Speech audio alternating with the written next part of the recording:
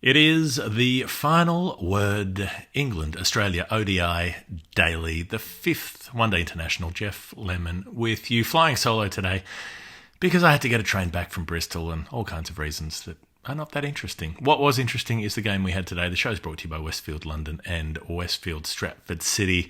It was 2-2 going into it. England had fought back from 2-0 down, bravely, valiantly, you might say, and then a strange game of one-day international cricket that happened today at the ground at Bristol. We didn't really think we were going to get a game, but that was the case in Leeds, that was the case in Durham, that was the case at Lords, and it was the case here, and all of those times we at least got enough overs to get a game in, which is what happened. I should tell you about it really in the space of 30 seconds. England got put in to bat under cloudy skies, didn't work for Australia. England were tearing them apart. They were past 200 before the halfway mark and then managed to fall in a heap, mostly thanks to some spin, particularly part-time spin from Travis Head. They ended up with 308, which was set Australia, but the rain was always likely to come in, so the race was whether Australia could face 20 overs and whether England would be ahead on Duckworth-Lewis at that point, or whether Australia could avoid losing wickets. In the end, Australia managed to win it 2 down. Can't even remember how you'd calculate it by runs or wickets on Duckworth-Lewis, but they were well in advance of the pass score when rain eventually ended the series in this late September contest. So, let's go through this peculiar game of cricket. A lot of changes for Australia first up. Mitchell Marsh was sore, which is what they say when basically you have Mitchell Marsh's history of exploding calf muscles and hamstring muscles, so something must have been a bit twingy and they were reluctant to risk him given that they've got a big home test summer starting in about 6 weeks and Cameron Green already in doubt for that with a back problem. Aaron Hardy came in for Sean Abbott, who was having problems getting smashed around in the last couple of games. Matt Short came back for Marsh because they needed somebody to open the batting and didn't go for Jake Fraser-McGurk, who's in the squad but hasn't been used. But they did bring in a young player in Cooper Connolly, who came in place of Alex Carey, presumably just to give Connolly a run in the series. Having brought him over here, they wanted to give one of the young players a go. The fact that Marsh wasn't there means that Steve Smith captained, which was interesting. Travis Head was captaining in the T20 internationals, but in this longer format, the job was reserved for somebody with some experience. England just had the one change. They left out Jofra Archer for Ollie Stone. That was pretty much the plan for England, was that Archer would play 3 of the 5. Initially, they had him penciled in to play games 1, 3 and 5. So he was supposed to play here at Bristol, but he resisted that before the Lords match. He wanted to play at Lords because A, he wanted to play at Lords, and B, he wasn't convinced that they would even get a game on in Bristol, so he decided to play while the opportunity was there. Australia bowling first, as they did at Lords, where they got absolutely smashed in 39 overs in a reduced game, conceded over 300. And bowling first here, again, it was just, well, it's cloudy today, so we'll bowl. And again, it did not work. Phil Salt was ridiculous off the top in a way, highly entertaining. Went after the bowling, just didn't look convinced the whole way through. Like, at no point did Phil Salt look like he had a plan, but he was throwing the bat around. A big outside edge went for 6. He was getting other edges and miscues over the infield. He middled 1-6 down the ground over long on. Mitchell Starc was bleeding runs, particularly 12 off his first over. I think it was 18 off his first 2, and then 10 off his third. So he ended up going for 28 from the first 3. Even against Hazelwood, where Phil Salt has looked like he has no idea against Hazelwood throughout this series, but he tried to be counter-attacking, charged, swung the bat, got away with a couple of strikes. So eventually Aaron Hardy comes on and Salt hits his most convincing shots of the innings. A pull and a drive, consecutive balls, hits them both for 6, putting the pressure on the less experienced player, except Steve Smith changes the field around, puts a deep point out. Very next ball, Salt slashes it, drives it square of the wicket. Gets caught in the deep by that fielder, Labuschagne. So Salt 45 from 27 got them that fast start, even though he wasn't in control doing it. Will Jacks comes in and Hardy does him in Hardy's next over, bowls him for a duck, absolute beauty of a delivery, moved a long way off the seam, and that was, aside from Hazelwood's overs, which were beating Salt's edge, that was where the first use of the pitch seemed like it could be useful, but they weren't able to do anything more with it because Ben Duckett was batting really nicely. Harry Brook came out, who's been in amazing form after making 100 and then 87 at Lords. They took 5 quiet overs to settle. They knew they had time. And then Adam Zampa came on with his leg spin and Harry Brook absolutely cut loose. So 4 and a 6 in Zampa's first over. 3 sixes in Zampa's second over, just taking him downtown. They have to take Zampa off. Maxwell and Connolly bowl, off spin and left arm finger spin for 6 of the next 7 overs. When they bring Hardy back for the other of those 7 overs, he gets hit for a 6 by Brook as well, so clip off the pads. And so they bring Zampa back and he gets hit for 2 more 6s by Brook. So at this point, Brook has hit 7 6s in an innings. England are 202. They haven't quite finished the 25th over. So right on the halfway mark, he's got 72 off 51. He faces his 52nd ball, which is the last ball of the 25th over, and he holes out. He hits Adam Zampa down the ground and gets caught. So Brook goes for that fast 72, and then suddenly everything starts falling apart. Maxwell bowls Jamie Smith, gets some turn, goes past the edge of the bat of a defensive shot. Zampa gets Liam Livingston caught behind for a duck, just following a leg break and nicking it. Livingston's the one who finished the job of tearing Australia apart at Lords when he came out and hit a bunch of 6s and took 28 off Mitchell Stark's final over. So Stark, 28 from the last over of the previous game, 12 off the first over here, 40 off 2 overs. Across those 2 matches for him. His pace is down in this series and hasn't looked himself, so there's work to do ahead of the home summer to see if he can get back to his best. So Maxwell and Short bowl a few overs. It's quiet. Duckett gets to his 100, just working singles around. Important for Duckett because he's been close 4 other times this season, 3 times in the tests. He made 95 in the first ODI, hasn't converted any of those hundreds, did convert it here, gets to 107, which equals his highest score, 107 not out, against Ireland.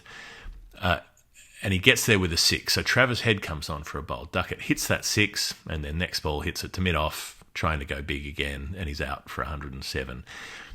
Travis Head has been this surprise with the ball. We've seen it a number of times. Puts so much work on his off breaks, like he rips that off break. So he bowls one with that rip that dips on Jacob Bethel, who hasn't made many, who gets dragged out of his ground and stumped. He gets Bryden Cass LBW with big turn. It's like the delivery he bowled in the World Cup semi-final that got Marco Janssen LBW. And he bowled another one that bowled Heinrich Klaassen in that semi. So Head's got this ability to come in and strongly influence the game with the ball. Took 4 for 10 in a test match in Gaul when the pitch was ragging as well. So this one really turns and hits Cass in front, just in line with off stump. So it's going on to smash. Matt Potts gets caught behind, trying a reverse off Glenn Maxwell, little bottom edge. Excellent catch from Inglis standing up to the stumps. And then Rashid is busy tapping singles with Ollie Stone. Does a really good job, actually. Makes 36. Helps dig them out of further trouble. Gets them past 300 and eventually holes out in the last over to take England's score to 308. So Travis Head ends up with 4 wickets, which is faintly ridiculous. He was the 8th bowler used. There was a lot of stats watch about this. 4 for 28 for Travis Head from 6.2 overs, which is not quite the best ever figures by an 8th bowler, but almost the best. And apparently there's never been, according to Andy Zoltzman, there's never been an ODI with 10 bowlers used. So had Smith and Labuschagne bowled today, that could have been the case. Stark, Hazelwood, Hardy, Zampa, Maxwell, Connolly, Short and Head all bowled. So England end up at 308 from the halfway mark of 202 for 2. They've ended up getting 106 for 8 in the second half after 202 in the first. But the whole point is that we weren't likely to get a full game in today. There was always forecast rain to come in at around 4 p.m. It was supposed to be heavy for the rest of the day. It wasn't going to ease up once it came through. So the question is whether they could get 20 overs in before the rain. You get 20 overs, then you can decide a game on Duckworth Lewis. and don't forget Stern, you don't get 20 overs in, it's called a no result. So, both teams fancied an opportunity to be ahead at the 20 over mark. So England start well, 3 quiet overs. Matt Potts is seaming the ball a lot, like really jagging it, particularly into Travis Head, who is cramping for room. Head at one point is 2 off 12, which is just about his slowest start to a one-day innings ever. Eventually, third over, he manages to squeeze a square drive through behind point. They've got 2 fielders there, but gets it right through the gap. And then the fourth over, he glances for, gets off strike. There've been a lot of leg buys to this point as well. Everyone's just hitting Travis Head on the body, on the pads, and he keeps running through. One of them goes for down to the boundary. Matt Short comes on strike. He's facing Ollie Stone, cuts him for 4 and then pulls him for 6. And then pulls another 6 next over off Potts, and suddenly they're off to the races. 2 more 4s in that over. And then mysteriously, I mean, this takes some considering. Either it was so thought through that it felt like genius, even though it wasn't, or maybe Harry Brook just wasn't paying attention during the T20 World Cup. T20 World Cup in Barbados, they brought Will Jacks on to bowl the second over, mostly to Travis Head, and he got pulverised, went for 22. England went on to lose that game, and that felt like a significant moment. Who did they bring on to bowl to Travis Head this time? Will Jacks, again, bowling some off spin. This time, 2 massive 6s, 2 drag downs to get hit for 4, 20 off the over, copy, paste, Control-C, Control-V. So Short whacks another 6 off Potts. They've got 78 when Travis Head gets out. He's caught at cover off Bryden Cast like he was during the T20s. So the Duckworth-Lewis score for what Australia need to be at 20 overs is that if they're none down, they needed to be 85. 1 down was about 96, I think it was. 2 down was 113, or 3 for 133. Those were the targets. So if England could take a wicket, they'd keep pushing that target up. Smith comes out, plays a couple of nice drives to the boundary. Matt Short keeps going, smashes Cast out of the ground to raise his 50, 23 balls for that half century. So he's made some fast, useful scores at the top in the T20 series and a couple in the ODIs as well. But this was his first bigger score, reaching a milestone there. And having whacked that one out of the ground, when he nicks Potts, he's on 58. Even though the second wicket falls, they're still ahead of where they need to be on Duckworth-Lewis. They're at 113 at that point. So they're right on, they're level with it, but it's only the 13th over. They've still got 7 overs to try to score more runs as long as they don't lose wickets. So this sort of arm wrestle carries on of where England have to take wickets in the next few overs and Australia just need to keep scoring. So England realise by the 18th over that they're too far behind at this point. They need to take a couple really quickly. They don't expect they can do it, so they start bringing in delaying tactics. Inglis hits a couple of 4s off Ollie Stone in the 19th, and then by the 20th over, Australia know at this point, even if it starts raining, they'll surely the umpires will let them get through 3 or 4 balls to finish the over. So it's obviously going to be done soon, and they'll be ahead. So Inglis hits a couple of 6s in that over. The second one is super dicey. One's more a square pull. The other one's a top-edged pull that goes down to fine leg and just clears the fielder on the rope. And, if he gets caught off that one and then a wicket falls from the next delivery, say, then Australia would be back behind the required runs again. But, he gets the 6. They end the 20th over.